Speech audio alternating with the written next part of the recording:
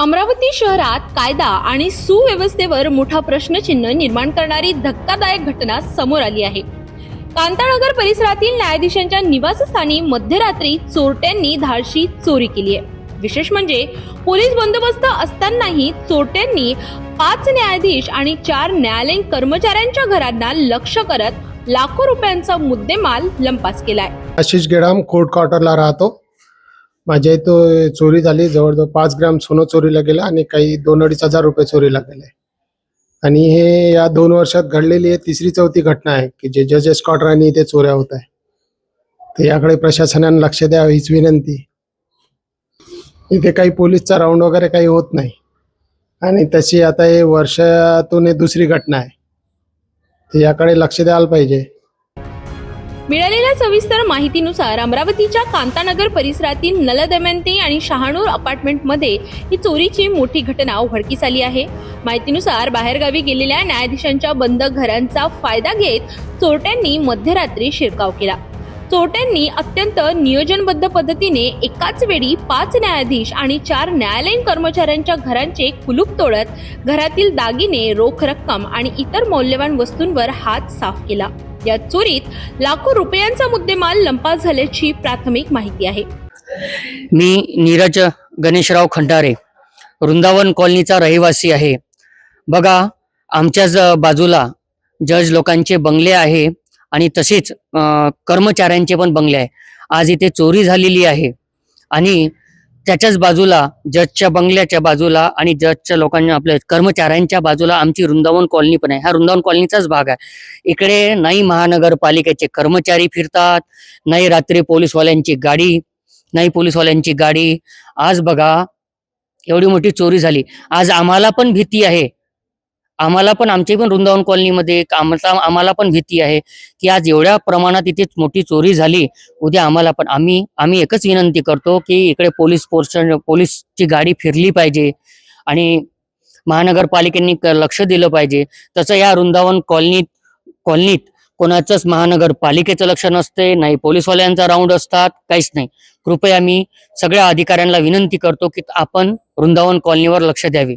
धक्कादायक बाब म्हणजे या परिसरात रात्री पोलीस बंदोबस्त असतानाही चोरट्यांनी ही घटना घडवली।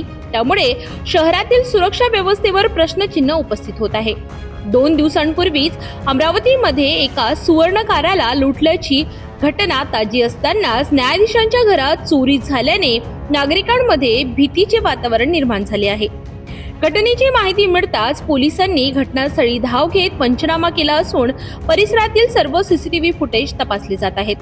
चोरट्यांचा शोध घेण्यासाठी विशेष पथके तैनात करण्यात आली आहेत। कांतानगरमधील 5 न्यायाधीश आणि 4 न्यायालयीन कर्मचाऱ्यांची घरं फोडलेली आहेत। किती चोरी झाली, काय सांगणार?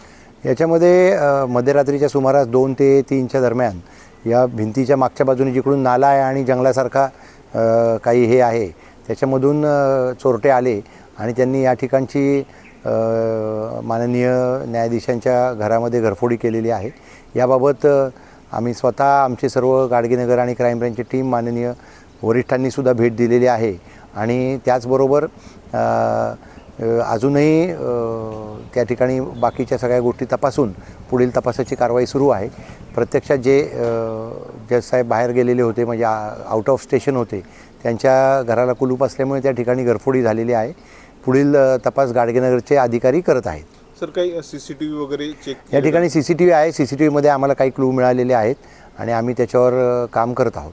सर, किती चोरटे होते असा काही आकडा माहिती? 3 चोरटे होते असा प्राथमिक हे आहे, परंतु आणखीन तपासामध्ये काही निष्पन्न झाले तर मग त्या पद्धतीने पुढील कारवाई होईल। सर, संपूर्ण या भागामध्ये पोलिसांचा देखील बंदोबस्त असतो अशा पद्धतीने? हां, पोलिसांचा बंदोबस्त पुढच्या याच्यात गार्ड्स लागलेले आहेत, परंतु आता इथे मागच्या बाजूनी चोरट्यांनी एंट्री केली तर त्याबाबत सुद्धा आम्ही आता सिस्टीम अपग्रेड करत आहोत।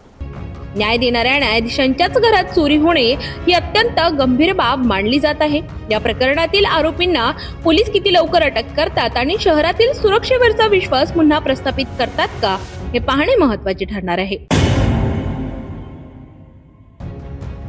अमरावती शहरात 800 ग्रॅम सोन्याच्या धाडशी लुटीने खळबळ उडाली होती, पण आता या प्रकरणात अमरावती शहर गुन्हे शाखेने मोठी कारवाई करत संपूर्ण टोळीचा पर्दाफाश करून आरोपींना जेरबंद करण्यात आले। मिळालेल्या सविस्तर माहितीनुसार कठोरा नाका परिसरात घडलेल्या 800 ग्राम सोन्याच्या लुटीनंतर शहरात भीतीचे वातावरण निर्माण झाले होते. या घटनेचे गांभीर्य लक्षात घेत गुन्हे शाखेने तात्काळ तपास सुरू केला. सीसीटीव्ही फुटेज, तांत्रिक तपास आणि गोपनीय माहितीच्या आधारे पोलिसांनी संशयितांचा माग काढला. अखेर सर्जिकल स्ट्राईक करत पोलिसांनी लुटीमागील टोळीला जेरबंद करण्यात यश मिळविले.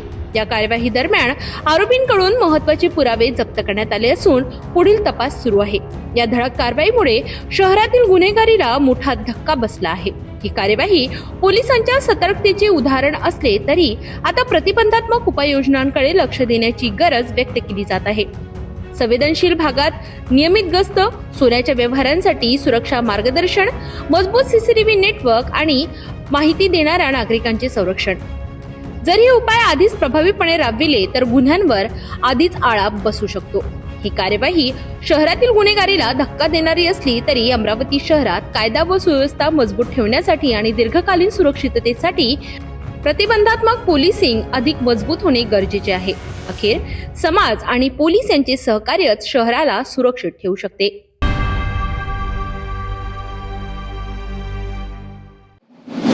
अमरावतीत गुन्हेगारीचा आलेख दिवसेंदिवस वाढत असताना पोलीस आयुक्तांची पत्रकार परिषद मात्र केवळ पोलिसांच्या कारवाईची प्रशंसा करण्यापुरतीच मर्यादित राहते का? पत्रकारांनी शहरातील सुरक्षेवर थेट प्रश्न विचारताच आयुक्तांकडून उत्तर टाळलं जातं आणि वेगळी पत्रकार परिषद घेण्याचं आश्वासन दिलं जातं. सर, मैं आपको फिर से बता रहा हूँ, मेरी बात सुनिए श्रीमान जी. अभी मैं क्या है कि जो आपके प्रेस जो बुलाई गई स्पेसिफिक इस गुना के लिए बुलाई गई है. अगर आपकी कोई और मेरे से अगर आपको कोई और जानकारी लेनी है तो आप आइए ऑफिस में, मुझसे जानकारी लीजिए. दरम्यान न्यायाधीशांच्या घरावर धाडशी घरफोड्या, सराफा व्यावसायिकावर दरोडा, मग अमरावती सुरक्षित आहे का असा थेट सवाल आता सामान्य नागरिक विचारत आहेत. सविस्तर माहितीनुसार 13 फेब्रुवारीच्या रात्री कठोरा नाका परिसरात एका सराफा व्यावसायिकाला अज्ञात चोरट्यांनी लुटत तब्बल 800 ग्रॅम सोन्याचे दागिने पळविले. या प्रकरणाचा छडा गुन्हे शाखेने अवघ्या 48 तासात लावला आणि त्यासाठी पोलीस आयुक्तांनी तातडीने पत्रकार परिषद घेत कारवाईची माहिती दिली. मात्र त्याच दिवशी मध्यरात्री अमरावती शहर हादरलं.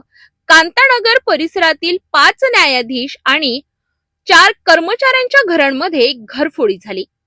शहराच्या सुरक्षेवर मोठे प्रश्नचिन्ह निर्माण करणाऱ्या या घटनेबाबत पत्रकारांनी पोलीस आयुक्तांना प्रश्न विचारले.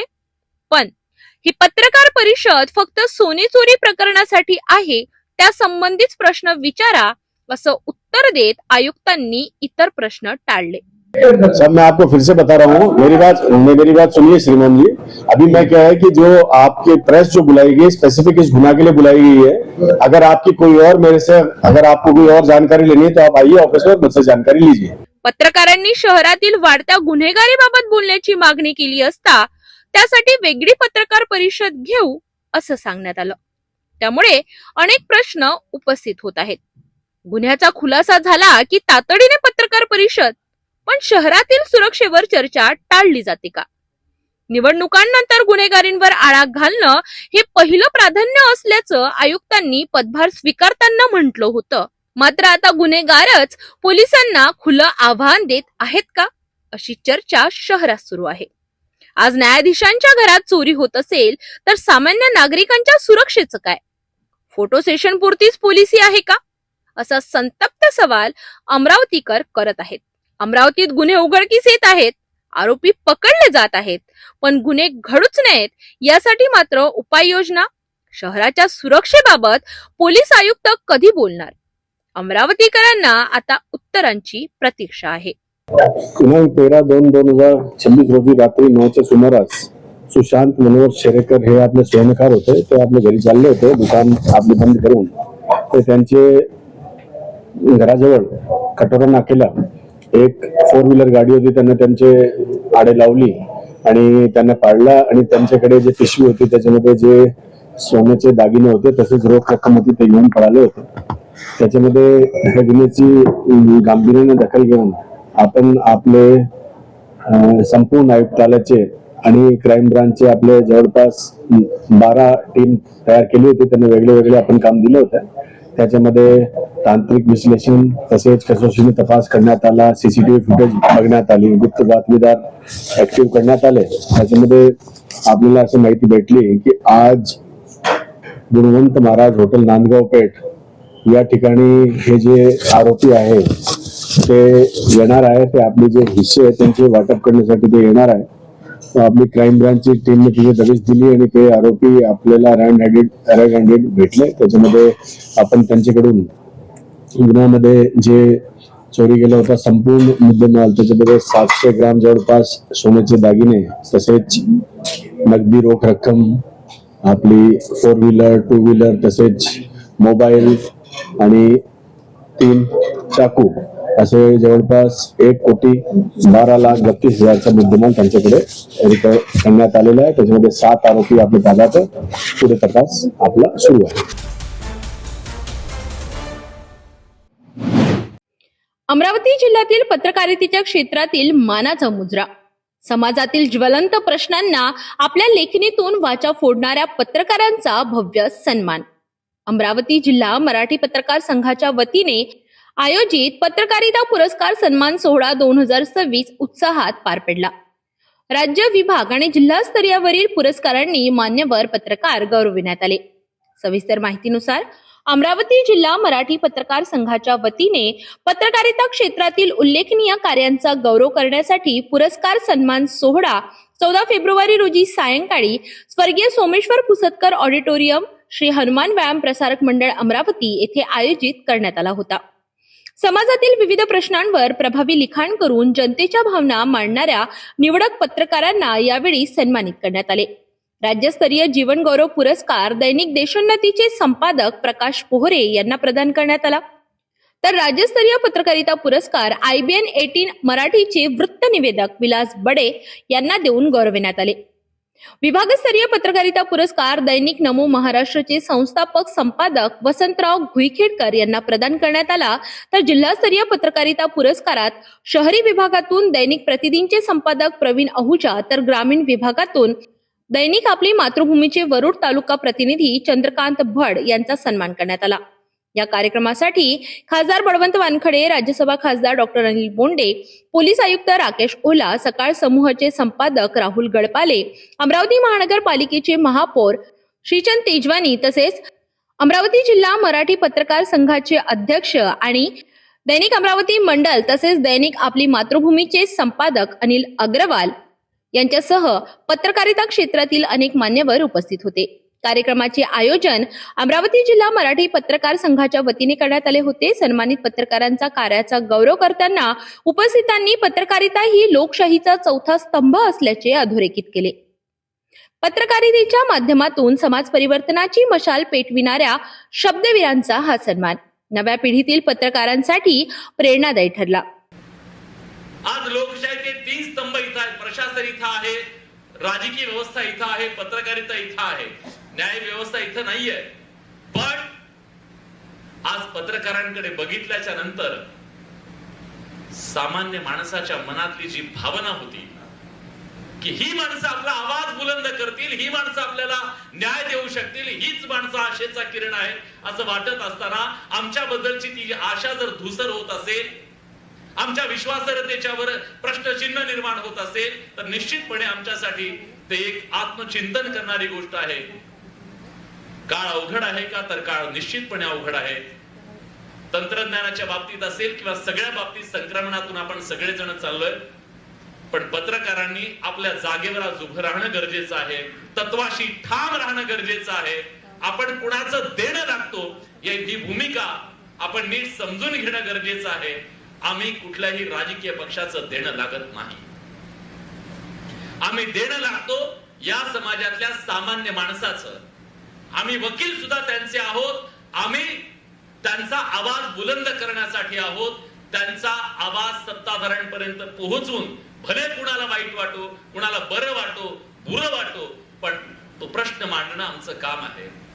तुम्हाला माहिती आहे की आज बडे मुद्देच्या माध्यमातून महाराष्ट्रातल्या विविध प्रश्नांवरती जेव्हा भूमिका मांडत असतो, खरं तर हा जो समाजानं दिलेला पुरस्कार आहे, माझ्या पत्रकार बांधवांनी दिलेला पुरस्कार आहे.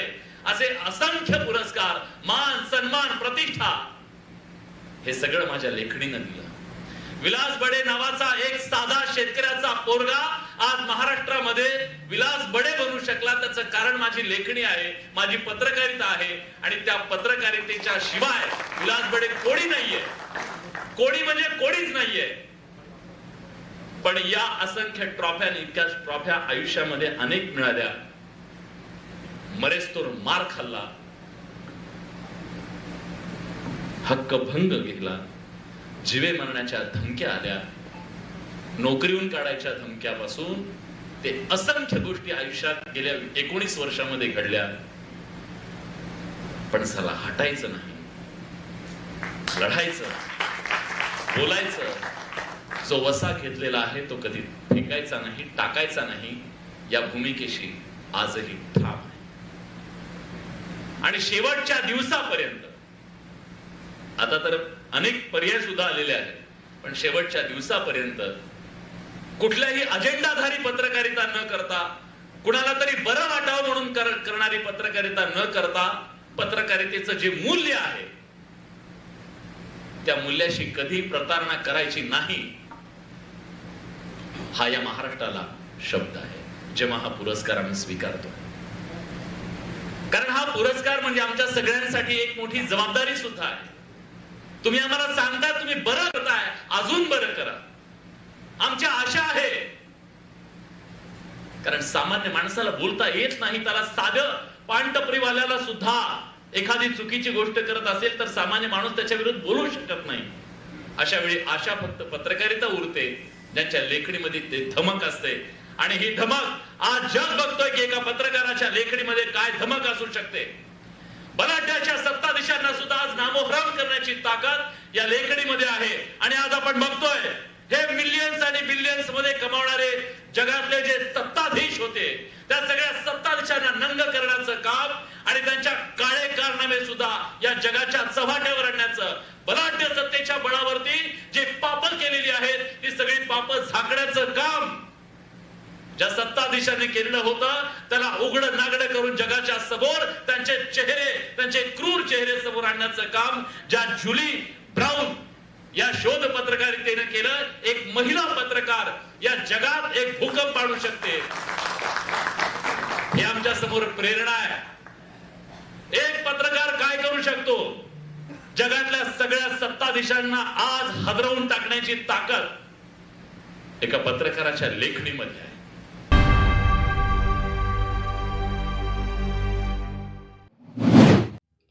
अमरावतीत शहरातील नागपुरी गेट परिसरातील पठाण चौक येथे असलेल्या महादेव मंदिरात महाशिवरात्रीनिमित्त भव्य महाप्रसादाचे आयोजन करण्यात आले. दर्शन व महाप्रसादाचा लाभ घेण्यासाठी भाविकांसह नागपुरी गेट पोलीस ठाण्याचे अधिकारी व कर्मचारीही उपस्थित राहिले. अनेक वर्षांपासून सुरू असलेली ही परंपरा शहरातील एकता, अखंडता आणि भाईचाऱ्याचे प्रतीक ठरत आहे. महाशिवरात्रीच्या पावन पर्वावर नागपुरी गेट पठाण चौक येथे महादेव मंदिरात भक्तिमय वातावरणात महाप्रसाद कार्यक्रम पार पडला. पहाटेपासूनच भाविकांनी मंदिरात दर्शनासाठी मोठी गर्दी केली होती. हर हर महादेवच्या जयघोषात संपूर्ण परिसर दुमदुमून गेला होता. या प्रसंगी नागपुरी गेट पोलीस ठाण्याचे पोलीस निरीक्षक हनुमंत उर्ला गोंडावार, PSI पंकज गुप्ता, पोलीस कर्मचारी यांनी मंदिरात दर्शन घेत महाप्रसादाचा लाभ घेतला. पोलिसांच्या उपस्थितीमुळे भाविकांमध्ये सुरक्षिततेची भावना निर्माण झाली. मंदिरात दरवर्षी महाशिवरात्रीला महाप्रसादाचे आयोजन करण्यात येते. गेल्या अनेक वर्षांपासून अखंड सुरू असलेली ही परंपरा सामाजिक सलोखा आणि धार्मिक एकतेचा संदेश देत आहे. विविध समाज घटक एकत्र येत हा उत्सव साजरा करतात, हीच या मंदिराची खरी ओळख ठरत आहे. भक्तांसाठी महाप्रसादाची उत्तम व्यवस्था करण्यात आली होती. शिस्तबद्ध पद्धतीने दर्शन आणि प्रसाद वितरण करण्यात आले. मंदिर परिसरात उत्साह, भक्ती आणि सामाजिक एकोप्याचे सुंदर चित्र पाहायला मिळाले.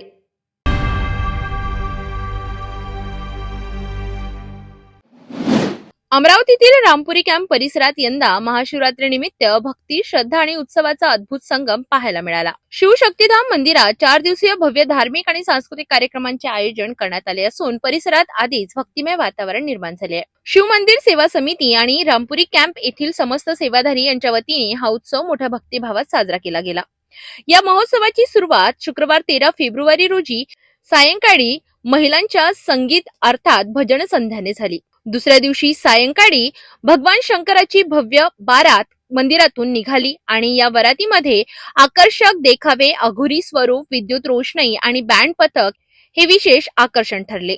त्याच दिवशी रात्री मंदिरात सुंदरकांड पठणाचे आयोजन करण्यात आले. रविवार 15 फेब्रुवारी रोजी पहाटे 4 वाजता भगवान शंकराचा दुग्धाभिषेक आणि महाआरती संपन्न झाली. त्यानंतर महाशिवरात्री निमित्त भक्तांनी मोठ्या प्रमाणात त्या ठिकाणी गर्दी करून भगवान शंकराचे दर्शन घेतले. महाशिवरात्रीचा पावन उत्सव आणि भक्तिरसाने न्हालेली बजरंग टेकडी. श्री श्री बजरंग टेकडी संस्थानच्या वतीने यंदा महाशिवरात्रीचा भव्य महोत्सव मोठ्या उत्साहात साजरा करण्यात आला. महाशिवरात्रीनिमित्त श्री श्री बजरंग टेकडी संस्थान येथे दिवसभर धार्मिक कार्यक्रमांची रेलचेल पाहायला मिळाली. पहाटेपासूनच भाविकांनी दर्शनासाठी मोठी रांग लावली होती. मंदिर परिसर हर हर महादेवच्या जयघोषांनी दुमदुमून गेला होता. यावेळी भगवान महादेवांचा विशेष अभिषेक करण्यात आला. आकर्षक फुलांनी आणि दिव्य रोषणाईने बाबांचा शृंगार करण्यात आला. संगीतमय सुंदरकांडाने वातावरण पूर्णपणे भक्तिमय झाले. महादेवांची भव्य बारात हे या महोत्सवाचे प्रमुख आकर्षण ठरले. ढोल ताशांच्या गजरात आणि भजनांच्या सुरात निघालेल्या या बारातीत सहभागी होण्यासाठी भाविकांनी मोठी गर्दी केली होती. विशेष म्हणजे महिलांमध्ये मोठ्या प्रमाणात उत्साह पाहायला मिळाला. तसेच संस्थेच्या वतीने अखंड रामायण पाठाचे आयोजन करण्यात आले. महाआरतीनंतर भाविकांना महाप्रसादाचे वाटप करण्यात आले. दिवसभर चाललेल्या या धार्मिक सोहळ्यांमुळे संपूर्ण परिसर भक्तिमय आणि उत्साहपूर्ण झाला होता.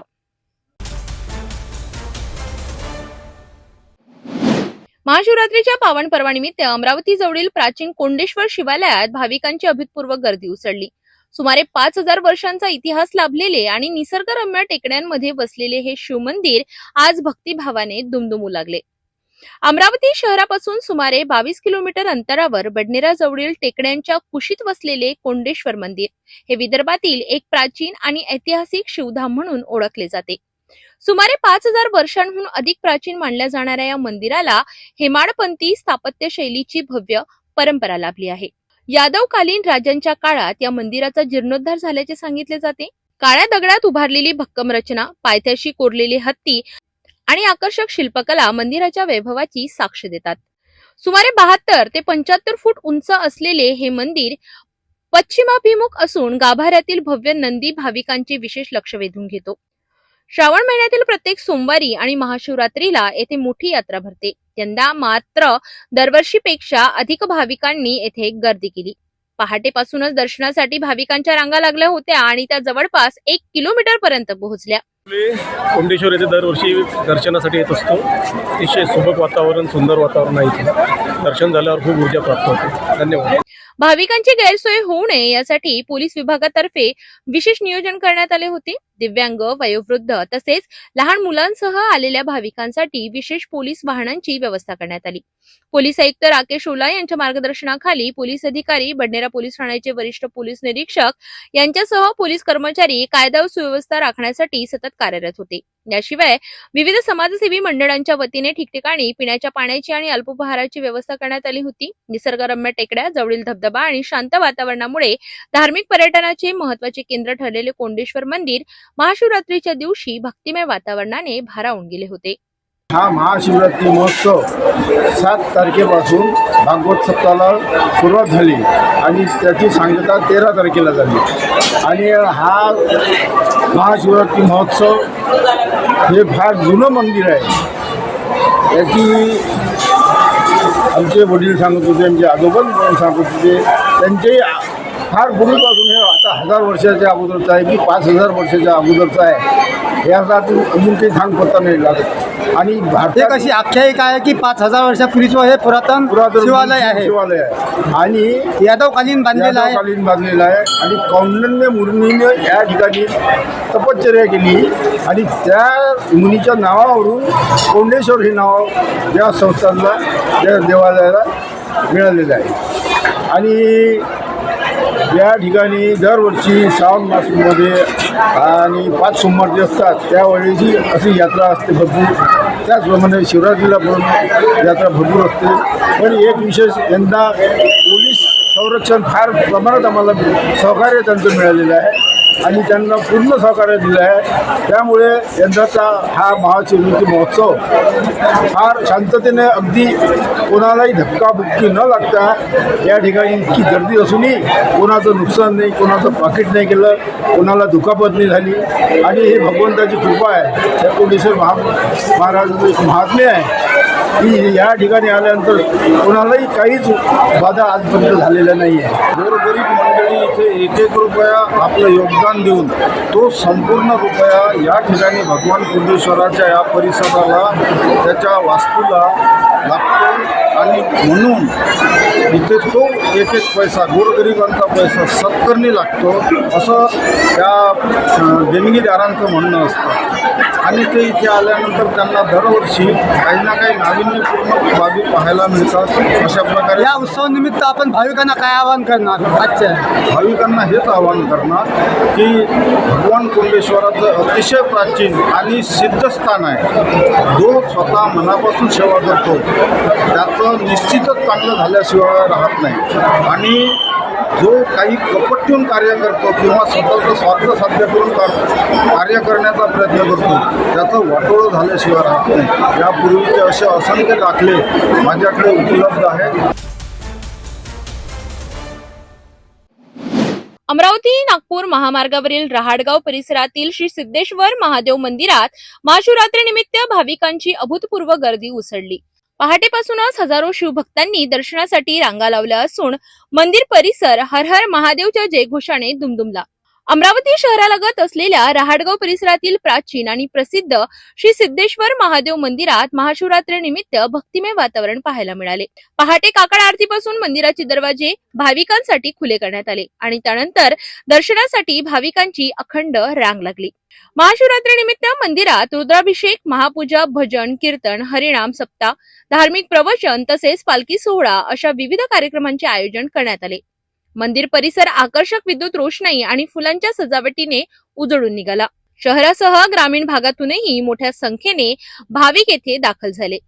भाविकांच्या सोयीसाठी पिण्याच्या पाण्याची, दर्शन रांग व्यवस्थापनाची तसेच सुरक्षा व्यवस्था करण्यात आली. दरवर्षीप्रमाणे यंदाही महाशिवरात्रीनिमित्त भव्य महाप्रसादाचे आयोजन करण्यात आले असून जास्तीत जास्त भाविकांनी याचा लाभ घ्यावे असे आवाहन मंदिर संस्थानाच्या वतीने करण्यात आले आहे. 14, 15 आणि 16 फेब्रुवारी या 3 दिवसात विविध धार्मिक कार्यक्रमांमुळे संपूर्ण परिसर भक्तिमय झाला असून भाविकांमध्ये उत्साहाचे वातावरण पाहायला मिळाले. हे श्री शंकर मंदिर संस्थान सिद्धेश्वर जे देवस्थान आहे हे रहाटगावला या ठिकाणी आहे, राष्ट्रीय महामार्गावर आहे. आणि अमरावती मधलं अतिशय सुंदर असं देवस्थान, पर्यटन स्थळ असं या ठिकाणी झालेलं आहे. दरवर्षी हजारो भाविक या ठिकाणी दर्शनाला येतात. आपणही एकदा अवश्य या ठिकाणी भेट द्यावी अशी विनंती करतो. खूप जुनं हे सिद्धेश्वर लिंग आहे सिद्धेश्वराचं, आणि या रस्त्यांच्या रुंदीकरणामध्ये ते तोडण्यात आलं होतं. त्याची पुनर्स्थापना आम्ही या ठिकाणी केली आणि आज या ठिकाणी भाविकांच्यासाठी हे सुंदर मंदिर उभं केलेलं आहे. भाविक भक्तांनी याचा अवश्य लाभ घ्यावा अशी विनंती मी सर्वांना करतो. महाशिवरात्री निमित्त आणखी काही उपक्रमाचे किंवा कार्यक्रमाचे आयोजन? महाशिवरात्री निमित्त आज सकाळी 3 वाजतापासून अभिषेक सुरू झाले. दिवसभर या ठिकाणी दर्शन झाले. आता लोकांची प्रचंड गर्दी रांग लागली आहे. संध्याकाळी 9 वाजता या ठिकाणी भक्ती संगीत आहे. रात्री 12 वाजता महाशिवरात्रीचा उत्सव आहे. रात्री 12 वाजता या ठिकाणी उत्तर पूजा होते देवाची आणि 12 वाजता महाआरती करून या ठिकाणी फटाक्यांची आतिषबाजी केल्या जाते, प्रसाद वाटला जातो आणि महाशिवरात्रीचा उत्सव साजरा केला जातो.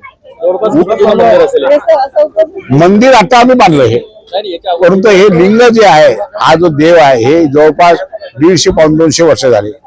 1840 मध्ये जो या ठिकाणी याची स्थापना झाली होती अशी आख्यायिका आहे आणि परमेश्वरानं आम्हाला सद्बुद्धी दिली, आम्ही हे मंदिर बांधलं.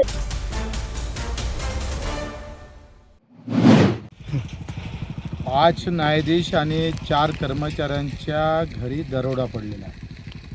चोर दरोडेखोर एवढे हुशार होते का ज्यांच्या घरी न्यायाधीश नाही आहे तिथं चोरी केली आणि जे घरी आहे त्यांना बाहेरून लॉक लावलं. म्हणजे या राज्यामध्ये हिंदू तर खतऱ्यात आला पण आता न्यायाधीशही खतऱ्यात आले.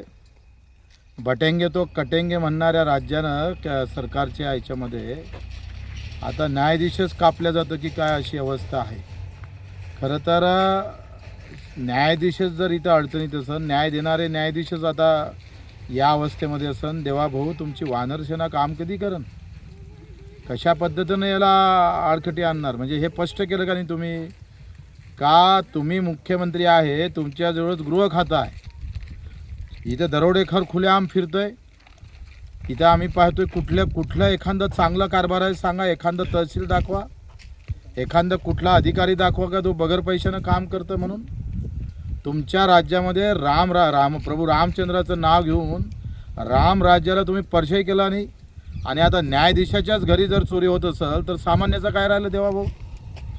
तुमचं नाव देवाभाऊ आहे, पण देवासारखं राज्य येईन कधी हे आम्हाला अपेक्षा आहे. कधी कधी त्या चोराचे आभार माना वाटतं, असं वाटतं एखाद्या वेळेस. तर बरे जर न्यायाधीश नाही आता त्यानं खरं तर मंत्र्याच्या घरी दरोडे टाकले पाहिजे. तसंही हे सरकार शेतकऱ्याच्या घरावर दरोडे टाकतंच. आत्ता अमेरिकेतला कापूस, तिथलं सोयाबीन, तिथला मका आयात करतोय तुम्ही, आणि हा दरोडाच आहे. न्यायाधीशातल्या दरोडा टाकला ते बातमी होऊ शकते, पण रोज शेतकऱ्यावर दरोडा पडतं, त्याचं काय?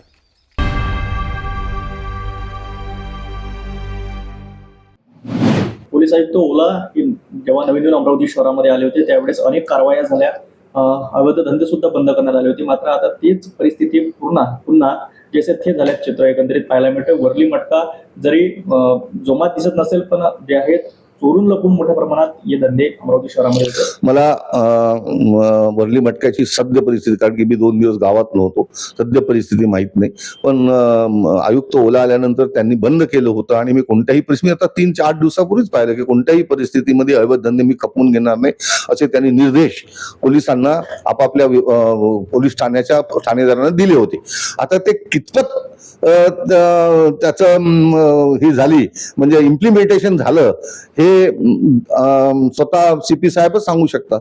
पण मला असं वाटतं की त्यांनी खाली सांगितलेलं आहे, खालचे अधिकारी जर ऐकत नसतील तर त्यांना शिक्षा देण्याचाही अधिकार त्यांना आहे. त्यांना वठणीवर आणण्याचाही अधिकार त्यांना आहे.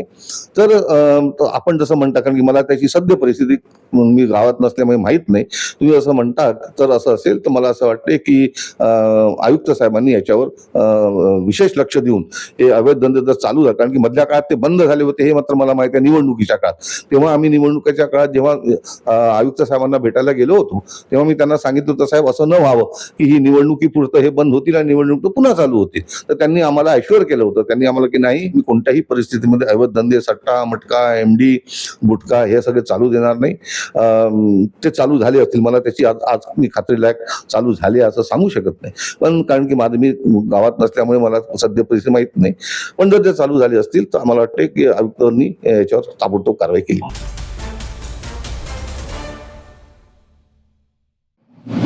एक शेवटचा प्रश्न, पालकमंत्री आपल्या संपूर्ण अमरावती शहरामध्ये CCTV कॅमेरे लावण्याचं स्वप्न एकंदरीत बघतात. संपूर्ण अमरावती शहरावर आता CCTV कॅमेऱ्याची नजर असल्याचं सुद्धा अनेक वेळा ते सांगतात. काय फरक पडेल याचा काय वाटतं? गेल्या 6-6.5 वर्षानंतर दर 2 महिन्यांनी मी ऐकतो, त्याच्यामध्ये आता काही गांभीर्य शिल्लक राहिले. दर 2 महिन्यानंतर याच्या पहिलेचे पालकमंत्री भीम देवी थाटात की आम्ही पुरा अमरावती शहर CCTV कॅमेऱ्याच्या देखरेखीकडे आणू. मी तर नाही पाहिलं गेल्या 5-6 वर्ष. बरं, तो कोणते CCTV आणणार आहे, कुठे लावणार आहे, काय लावणार आहे, याचं काही लोकांसमोर त्यांनी आलं पाहिजे. फक्त मोठे घोषणा करून काही होत नाही. आणि जोपर्यंत ते होत नाही, बरं ते CCTV ते तरी चांगल्या क्वालिटीचे लावायचे, तिथेही पैसे खाऊन एकदम खराब CCTV कॅमेरे की जे 2 महिन्यामध्ये ते बंद पडतील आणि मग त्याच्यामधून काहीच निष्पन्न होणार नाही. कारण की काही शहरांमध्ये मी पाहिलंय CCTV कॅमेरे लावले, 6 महिन्यात ते खराब झाले, त्याच्यानंतर ते बंद पडले, ते अजून सुरूच झाले नाही. म्हणजे कुठेही कोणतीही व्यवस्था जर उभारण्याचा प्रयत्न केला की त्याच्यामध्ये टक्केवारी घ्यायची आणि सगळं खोटं काम करायचं, त्याच्यामुळे पैशाचा अपव्ययच होतो आणि त्यामुळे कोणाचा फायदाही होत नाही. आता पालकमंत्री हे ओळखतो मी त्यांना, ते माझे मित्र आहेत, ते पालकमंत्री त्याला डायनॅमिक आहेत हे मला माहित आहे. आता त्यांनी घोषणा केली आहे तर ते पूर्ण होईल ही आशा ठेवून मला असं वाटतं की हे तातडीनं झालं पाहिजे.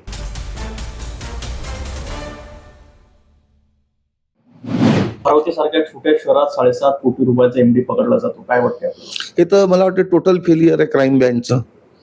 आणि म्हणजे अमरावती महाराष्ट्रामध्ये मुंबई पुण्यानंतर जर हब बनत असेल अमरावतीसारखं छोटं शहर, तर याचाच अर्थी जे एमडी तस्कर आहे त्यांना हे अमरावती शहर नंदनवन वाटत असेल की बा इथे काही केलं तरी आपल्याला कोणी पकडणार नाही, एवढी खात्री त्यांच्या मनात निर्माण झाली असेल. आणि दुसरी गोष्ट म्हणजे कारवाई सुद्धा नागपूरच्या एका पथकाने येऊन इथे केली अमरावती शहरामध्ये. बरोबर आहे, म्हणूनच तर म्हणून राहिलो की समजा एवढी मोठी एमडी अमरावती सारख्या छोट्या शहरात सापडत असेल म्हणजे एवढे मोठे मेट्रो सिटी सोडल्यानंतर याचा अर्थ एमडीचे जे महाराष्ट्राचे किंवा नॅशनल तस्कर जे असतील, राष्ट्रीय तस्कर जे असतील, त्यांच्या मनात ही खात्री निर्माण झाली असेल की बा आपण अमरावतीत काही अवैध तरी आपल्याला कोणी पकडण्यास धजावणार नाही किंवा आपलं काम आहे हे बेभवाट चालू राहील. एवढी खात्री जोपर्यंत हे बघा हे जे तस्कर असतात ना, या तस्करांची एक मोडस ऑपरंडी असते जिथे त्यांना असं लक्षात येते की बा आपण समजा काही केलं आणि ताबडतोब पकडल्या जाऊ किंवा काही जाऊ तर ते त्या ठिकाणी धजावत नाही. आणि ज्या ठिकाणी त्यांच्या मनात ही पूर्ण खात्री असते की मी या गावामध्ये समजा हे एमडीचे किंवा याचे समजा हे केलेत, व्यवसाय केला, याच्यातून आपण हे केला तर मला इथे कोणी अडवणार नाही, कोणी पकडणार नाही, आणि पकडलं तर मी ते निस्तरून घेईल. ही जेव्हा त्यांच्या मनामध्ये ही जेव्हा खात्री पटते तेव्हा तो एवढा मोठा व्यवसाय त्या गावात होतो. मला असं वाटते की आपले जे पालकमंत्री आहेत त्यांनी पण याची गंभीर दखल घेतलेली आहे. मला वाटते आयुक्तांनी पण, कारण की त्याच्यानंतर तुम्हाला पाहिलं असेल लागोपाठ एमडी पकडण्याचे प्रकरण घडले. अरे बाबा, मग हे पहिले का नाही झालं? म्हणजे जर इतका ताबडतोब नंतर तुम्ही सांगितलं की अकॅडमिक ग्राउंड मध्ये एमडी पकडली गेली, अजून कुठे पकडली गेली, हे जर तुम्हाला आज दिसून राहिलं असेल तर ते पहिले का नाही दिसलं याचं सुद्धा उत्तर पोलीस विभागाला द्यावं लागेल.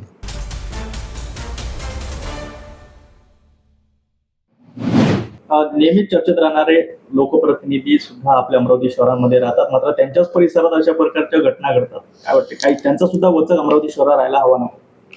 आता जनप्रतिनिधी मी काय बोलावं, काही जनप्रतिनिधी आता स्वतःच आपल्या कार्यकर्त्यांना मागच्या काळात, मी आता म्हणत नाही, मागच्या काळामध्ये काही जनप्रतिनिधी स्वतःच आपल्या कार्यकर्त्यांना सट्ट्याची आणि मटक्याची दुकानं उघडून दिले. सारे अमरावतीला माहित आहे. काही जनप्रतिनिधीचे जवळचे लोक सट्ट्यान मटकान वाल्यापासून हप्ते घेतात ही आम्हाला माहित आहे. आता कशाला आम्हाला नाव घ्यायला लावता? तर असं आहे, जसा राजा तशी प्रजा. आता सगळा सावळा गोंधळ सुरू आहे.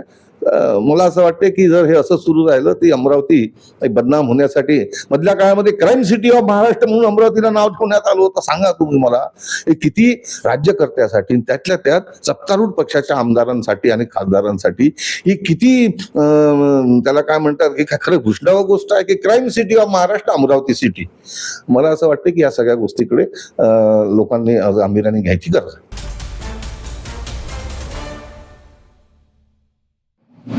अमरावती शहरामधली जी व्यवस्था आता कोलमडली आहे या सर्वस्वी जबाबदार कोण आहे, काय वाटतं आपल्याला?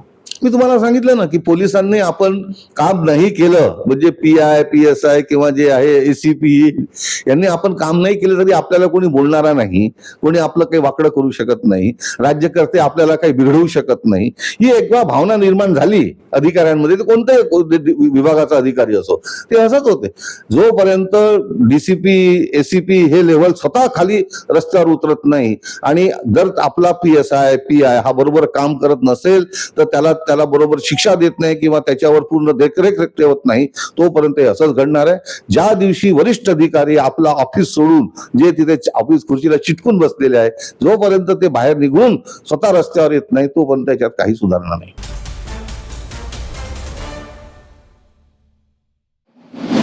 निसर्गाच्या कुशीत वसलेलं, वर्षातून फक्त एकदाच उघडणारं एक रहस्यमय शिवधाम. नागपूर जिल्ह्यातील रामटेक तालुक्यात पेंच व्याघ्र प्रकल्पाच्या घनदाट अरण्यात वसलेलं अंबाखोरी. महाशिवरात्री आणि याच पावन पर्वावर निसर्गाच्या या गाभाऱ्यात भगवान शिवाचं स्वयंभू शिवलिंग भाविकांकरिता खुलं झालंय. पहाटे 6 वाजल्यापासूनच संपूर्ण परिसर हर हर महादेवच्या या जयघोषाने दुमदुमून गेलाय. पेंच नदीचा झुळझुळ प्रवाह आणि सातपुड्याच्या पर्वतरांगांच्या साक्षीनं सुमारे 20,000हून अधिक भक्तांनी या जागृत देवस्थानाचं दर्शन घेतलंय. प्राचीन काळी ऋषी मुनींनी जिथे तपश्चर्या केली त्याच ठिकाणी भक्तीचा महापूर लोटला होता. सुरक्षेच्या दृष्टीने वन विभाग आणि पोलिसांनी चोख बंदोबस्त ठेवला होता. वनपरिक्षेत्र अधिकारी विवेक राजूरकर यांच्या मार्गदर्शनाखाली निसर्ग आणि श्रद्धा यांचा हा अद्भुत मेळ कोणतीही अडचण न येता पार पडलाय. श्रद्धा, इतिहास आणि निसर्ग यांचा हा त्रिवेणी संगम अनुभवण्याकरिता भक्त वर्षभर या दिवसाची वाट पाहत असतात. अंबाखोरीचं हे शिवरूप मनाला एक वेगळीच शांतता देऊन जात आहे. पेंच टायगर प्रोजेक्टमध्ये आंबाखोरी हे देवस्थान आहे. हे इथे बरेचसे भक्त लोक येतात. दरवर्षी महाशिवरात्रीवेळी येतात आणि भक्तगण लोक आपली सेवा भक्ती करून जातात. गव्हर्नमेंटकडून आपल्याला यांची सुविधा आहे, जाण्या येण्याची गाडी आहे आणि त्यांचे कर्मचारी लोक आम्हाला सहकार्य करतात. आणि हे आता मिनिमम 10-15 वर्षापासून मी पाहत आहे. तरी किती लोक येतात? ते 10,000 लोक येतात. फॉरेस्टकडून काय सुविधा आहे? फॉरेस्टमध्ये देखभाल आहे त्यांची, म्हणजे साफसफाई करून आणि त्याचे काउंटर आहे, गाड्यांना आणणे जाणे करतात ते तिथून आणि लोकांना सहकार्य करतात. आज दिनांक 15 फरवरी 2026 रोजी या ठिकाणी पेंच व्याघ्र प्रकल्पाच्या पूर्व पेंच पिपरिया वनपरिक्षेत्रामध्ये महाशिवरात्रीनिमित्त आंबाखोरी येथे जत्रेचे आयोजन करण्यात येते. हे कुवरक्षेत्र असल्यामुळे वर्षभरातून या ठिकाणी तसे याची परवानगी नसते, परंतु 15 फरवरीला यावर्षी महाशिवरात्रीनिमित्त या ठिकाणी वन विभागाने या ठिकाणी जे आहे भक्तांना परवानगी दिलेली आहे. आणि या ठिकाणी जी परवानगी दिलेली असते ती अतिशय अटी आणि शर्तीच्या अधीन राहून दिलेली असते, कारण की हे कोरक्षेत्र असल्यामुळे या ठिकाणी व्याघ्रवर्गीय वन्य प्राण्यांचा वावर आहे. तरी स्थानिक ग्रामस्थांना, भक्तांना वन विभागातर्फे हेच आवाहन करण्यात येते की या ठिकाणी जे आहे एक शांततेचे पालन करावे आणि स्वतःची काळजी घ्यावी. स्वतःसोबतचे जे लहान मुलं आहे, महिला आहे, त्यांचीसुद्धा काळजी घ्यावी, कारण की खूप मोठ्या संख्येने 10,000 ते 15,000 लोक या ठिकाणी येत असतात. त्यामुळे बरीच गर्दी या ठिकाणी होत असते. त्याच्या नियोजनाकरता वन विभागामार्फत या ठिकाणी 200पेक्षा जास्त कर्मचाऱ्यांची नियुक्ती करण्यात आलेली आहे.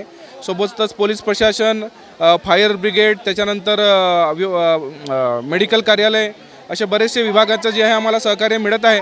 तरी पण नागरिकांनी आणि भक्तांनी जे आहे या ठिकाणी कोणतीही चेंगराचेंगरी न करता एकमेकांना सहकार्य करत मुलांची आणि महिलांची काळजी घेत या ठिकाणी जे आहे दर्शन घ्यावे.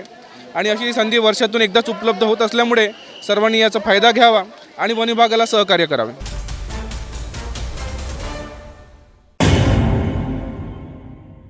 यवतमाळ जिल्ह्यात पहाटेपासून सुरू असलेल्या एटीएसच्या धडक कारवाईमुळे मोठी खळबळ उडाली आहे. पुसद आणि उमरखेडमध्ये तब्बल 14 ठिकाणी छापेमारी करण्यात आली असून 20 एटीएस पथकांसह स्थानिक पोलिसांचा मोठा बंदोबस्त तैनात करण्यात आला. दहशतवादी संघटनांशी संपर्क आणि तरुणांना सक्रिय करण्याच्या हालचालींच्या संशयावरून ही गोपनीय सर्च ऑपरेशन सुरू असल्याची माहिती सूत्रांनी दिली आहे. मिळालेल्या सविस्तर माहितीनुसार यवतमाळ जिल्ह्यात शनिवारी मध्यरात्रीपासून एटीएसची अत्यंत गोपनीय कारवाई सुरू आहे. पुसद आणि उमरखेड या भागात एकाच वेळी तब्बल 14 ठिकाणी छापेमारी करण्यात आली. या कार्यवाहीसाठी एटीएसची जवळपास 20 विशेष पथके दाखल झाली असून स्थानिक पोलिसांचा मोठा फौजफाटा तैनात करण्यात आला आहे. या पथकांमध्ये वरिष्ठ IPS अधिकाऱ्यांचाही समावेश असल्याची माहिती आहे. दहशतवादी संघटनांच्या संपर्कात राहून काही तरुणांना सक्रिय करण्याच्या हालचाली सुरू असल्याची गुप्त माहिती तपास यंत्रणांना मिळाल्यानंतर हे सर्च ऑपरेशन राबविण्यात आले आहे. पहाटेपासून एटीएसची पथके विविध घरांमध्ये जाऊन चौकशी करीत आहेत. संबंधित व्यक्तींची कागदपत्रे, मोबाईल आणि इलेक्ट्रॉनिक साहित्यांची तपासणी केली जात आहे. सूत्रांच्या माहितीनुसार अनेक संशयितांची चौकशी सुरू असली तरी अद्याप कुणालाही अधिकृतपणे ताब्यात घेण्यात आलेले नाही. संभाव्य घातपाती कारवायांच्या पार्श्वभूमीवर ही कार्यवाही करण्यात येत असून संपूर्ण ऑपरेशन अत्यंत गुप्ततेत पार पाडले जात आहे. दरम्यान कारवाई सुरू असलेल्या भागात कडेकोट पोलीस बंदोबस्त ठेवण्यात आला असून नागरिकांमध्ये भीती आणि उत्सुकतेचे वातावरण निर्माण झाले आहे. राज्यातील इतर ठिकाणीही एटीएसची अशीच समांतर कारवाई सुरू असल्याची माहिती समोर येत आहे. हा संपूर्ण प्रकरणात पुढे नेमकं काय उलगडतं याकडे सर्वांचे लक्ष लागले आहे.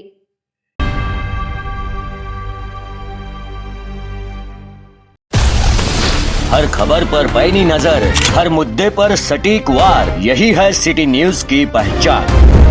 जहाँ सच्चाई की आवाज दबाई जाती है वहाँ सिटी न्यूज उठाता है सवाल. हर स्क्रीन पर, हर प्लेटफॉर्म पर हमारी मौजूदगी बोलती है. सिटी न्यूज हमेशा सच के साथ.